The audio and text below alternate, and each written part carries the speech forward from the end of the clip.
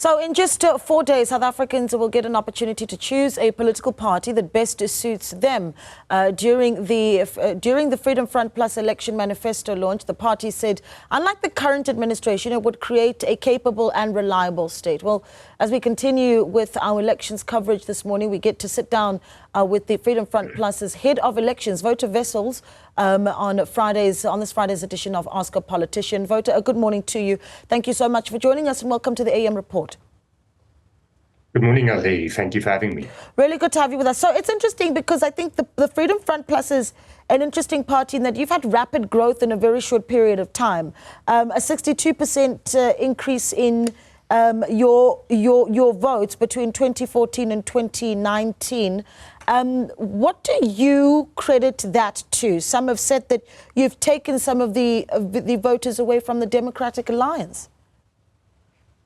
Well, I think there's different reasons why we grew in 2019. We actually experienced steadfast growth since 2009 to a large extent. And especially in 2013, the party evolved. We rewrote our mission. We rebranded the party. We repositioned the party. And in the 2016 elections, we showed significant growth in that local municipal elections. And then in 2019, as you said, we showed growth. But I do think our research shows that a lot of new voters, younger people, first-time voters voted for us in 2019, and then also disgruntled voters from other parties. In 2021, the same, and we showed a lot of growth on a municipal level in those elections. Yeah. And all indications are that in this election, a lot of the electorate are identifying us as a viable alternative. Yeah, but a few experts, though, have said that your growth is as a result of what some of the conservative electorate is called or seen as the Democratic Alliance becoming too black in previous elections. What do you say to that? I don't think that is the case. I know people do say that that is why we showed growth. But in terms of our membership figures and why people joined the party, the reasons were not that. And we've experienced growth in all communities. We have candidates from all races. We have councillors from all races. And we showed that growth, especially in 2021. And we've had a lot of supporters in new communities that in all provinces and people that are really joining us, especially to the contrary to what those commentators are saying. I don't think that is the reason. I think that a lot of DA voters that were disgruntled with the DA, for instance, rather stayed away in 2019 and did not go and vote. Likewise with the governing party, whereas we had people that voted for the first time for us. And I really do think that the reason for our growth is rather that we have tangible solutions, that we have steadfast policies, and that we are a real party that stands for equal opportunities and equal access for all. Okay, well, you talk about having candidates of different races, and I want to press on with this idea of Democratic Alliance losing votes to the Freedom Front Plus. Perhaps then the question to ask is whether or not you believe that you are a conservative white party. And if you say that you have candidates of different races, talk to me about those. Have you got black members in the Freedom Front Plus? A lot. You know, race should not be such a very determining factor. At the end of the day, it's about what party stands for, the values that you associate with, the policies that you associate with. And that is why we do have members, a lot of members from different races, different communities that are in structures, that are in positions, that are candidates. And we are the real growing alternative. And a lot of people choose to ignore that and choose to call us right-wing and conservative and so forth. We are not. Go and read our manifesto, look at what we stand for, look at what we fight for, look at where we are in government, in coalition governments on municipal level, what we do in government to better service delivery for all communities and all races and all creeds. Okay, what does that membership look like? Do you know the membership of black members within the party? Well, we don't have a racial indicator because we don't believe that skin color is so important. We rather believe that we should focus on merits, that we should focus on bettering the lives of all, that we should create equal opportunities for all. So we don't have something on our membership form where you have to indicate your skin color. That's so 1990 or 1980. We're a modern party. We are a progressive party that's looking towards the future and not looking towards the past. Okay, well, let me do this then. We've been asking our viewers to send in questions for our Ask a Politician guest, and we've got one question that's come in already, and I want to read this out because it speaks to exactly the theme that we're on right now. Does the Freedom Front Plus believe that there were injustices in the past? If yes, what are the 3 things on their agenda to rectify them? I imagine Lerato Mokoena here speaking about inequality and extreme poverty in the country, particularly for people of color. Yes, we state that in our manifesto as well, and in our policy framework, that we acknowledge the injustices of the past, that a lot of people with abundance of potential were left behind because of the systems of the past, but the current systems have not, and the current policies in the last 50 years have not addressed inequality. It has created more inequality between a politically elite and the majority of ordinary South Africans that are not getting equal opportunities, that are not getting access to those opportunities, and are not really benefiting from empowerment and development. And that is why we say we should get rid of skin color as an indicator. We should rather focus on socio-economic circumstances, bettering people's lives through development and empowerment, where there's skill transfers, where there's better education, and we should focus on mother tongue education, because it's a shame that 50 years later, a child can still only go to school in Afrikaans or in English. That's a shame of the current government, and that is why we, for instance, our manifesto is in all 11 official languages and also in Braille, because we don't only talk the talk, we say we really should promote equal access to all, and we should promote real quality education, and that starts with mother tongue access to education, and that's one of the aspects to really create and to solve the problem with regards to poverty. But we should create job opportunities, and that we can only do with real sustainable economic growth. And we have a plan to achieve economic growth, which will create wealth, which will create equal access, and will bridge the gap of inequality. But you intend to do this while, of course, the party has said emphatically over and over again, and the wording quite interesting that you use. You've been fighting affirmative action and fighting broad-based black economic empowerment, because you say it is a major cause of economic decline. So how then, if you are against affirmative action and BE, do you then address inequality in the country?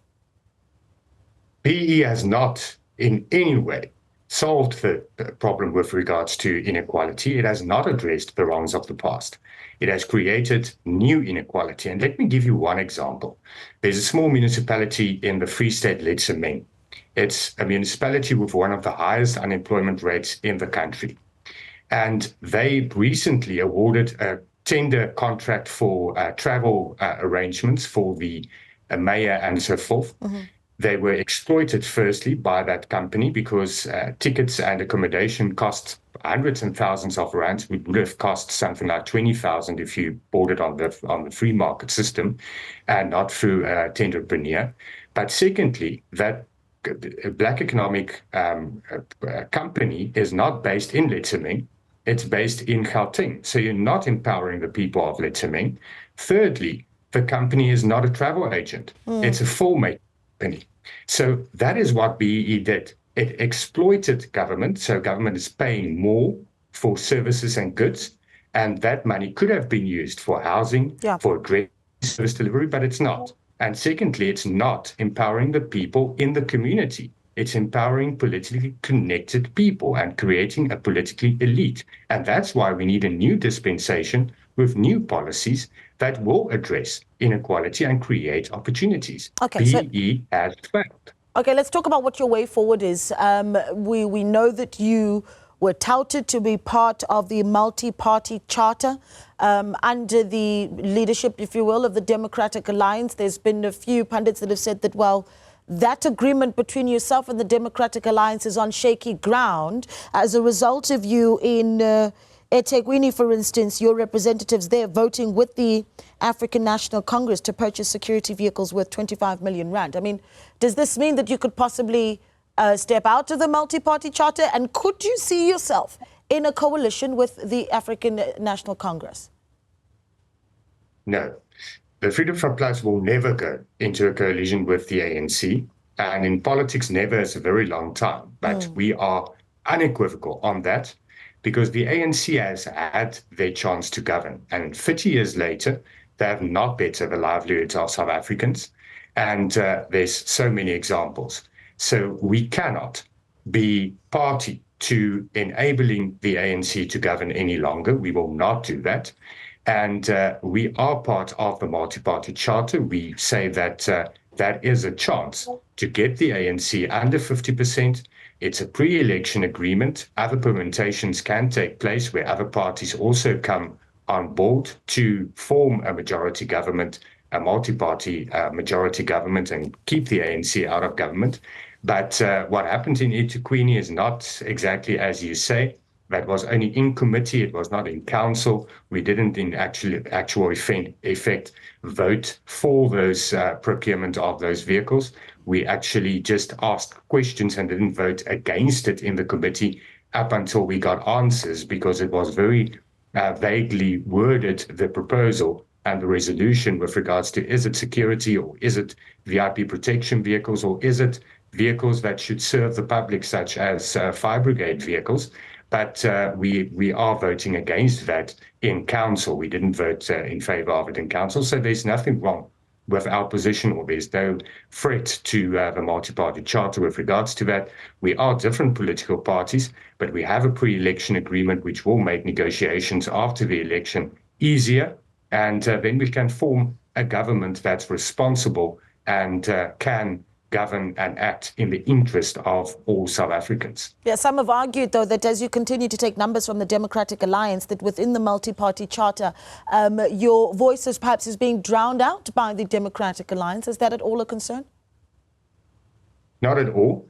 And it's also not a DA-led coalition. It's we are equal partners in the multi-party charter, and there where we govern currently in various municipalities across the country, in coalitions with, amongst other parties, the Democratic Alliance. We are equal partners. There's nothing like a DA-led coalition. It's at the end of the day multi-party governments that govern together, and we are equal partners there. And I don't think there's any concern with regards to that. We are there as a very stable coalition partner. We've proven that. We've proven that we are a party of government, and that better service delivery there where we govern, and we'll do that on provincial and national level as well. Yeah, I think just to wrap it up, I looked at, obviously, the manifesto, and one of the things that stood out is you talked about how every 20, 30 years in a country, there is a new dispensation, not just a new government. And I realized then that at the previous dispensation of our country in 1994, the Freedom Front Plus was founded. As this new dispensation started. I mean, talk to us about what that represented for the party. Was there a sense that there needed to be representation for the Afrikaans conservative voice in 1994? And what do you imagine the new dispensation is going to be? I think in 1994, and I was very, very young at that stage, so I can't speak to that really. But what I can say is the political landscape looked very much different than it looks in 2024. There was a lot of hope and dreams from all South Africans, and it was a very different political landscape. It evolved in 30 years, and that is why the Freedom Front Plus also evolved to become a party that stands for those principles that we believe in, that communities should be empowered, that all communities should be empowered. We aren't exclusively there for the Afrikaner. We are there to promote multilingualism, promote the right to determination of all communities, so that you have the power of decision making. And that is how we envision a new dispensation. Smaller local government with more powers and decision making, decentralization, a smaller central government where there's not this top heavy central government that makes decisions about communities without actually knowing what's happening in that community. You should take the power of decision making as near to the community as possible. And that is what we need. We need a new policy environment that creates economic growth and prosperity, because the ANC's policy environment has failed. And that is why we need a new dispensation, not only a new government, but a better dispensation with policy certainty, with real opportunities for all South Africans. All right, Wouter, that's where we're going to leave it. We really appreciate your time, and we will see you at the Results Operations Centre. That was Freedom Front Plus's Head of Elections, Wouter Wessels, speaking to us.